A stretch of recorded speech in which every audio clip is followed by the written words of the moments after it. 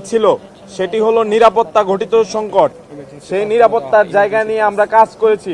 আপনারা সবাই জানেন, গত বছরের অক্টোবর মাসে আমি মোহাম্মদ মাহিন সরকারের পক্ষ থেকে বাদী হয়ে একটি মামলা করা হয়, যেখানে 391 জন আসামিকে নাম উল্লেখ করে এবং অজ্ঞাতনামা 1000 জনকে রেখে একটি মামলা করা হয় শাহবাগ থানায়।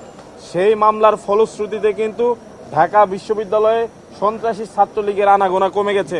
যদিও এটির দায়িত্ব ছিল প্রশাসনের, কিন্তু প্রশাসন একেবারে তাদের যে তালিকা করা সেখান থেকে শুরু করে মামলার প্রক্রিয়া পর্যন্ত যাওয়া পুরোটুকুতে ব্যর্থতার পরিচয় দিয়েছে।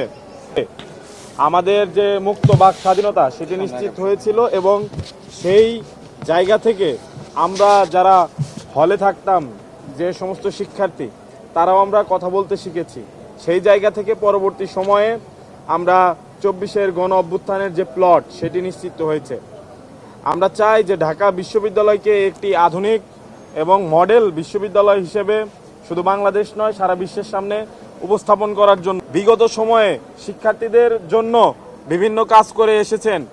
আমরা আমাদের প্যানেলের পক্ষ থেকে বলতে চাই, আমরা যদি নির্বাচিত হতে পারি, কোনো অবাস্তব কিংবা অলৌকিক ইশতেহার আমরা দেব না।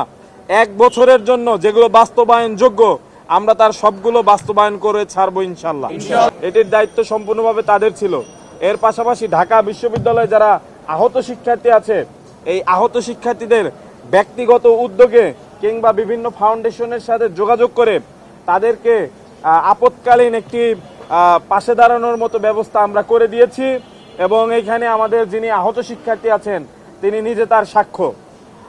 এবং তার পাশাপাশি ঢাকা বিশ্ববিদ্যালয়ে যে শিক্ষার্থীবৃন্দ আহত হয়েছেন তাদেরকে বৈষম্য বিরোধী ছাত্র আন্দোলনের পক্ষ থেকে আমি মোহাম্মদ মাহিন সরকার এর উদ্যোগে হিরোজ অফ ডিউ নামক প্রোগ্রাম আয়োজন করে তাদেরকে আমরা সম্মানিত করার সর্বোচ্চ চেষ্টাটুকু করে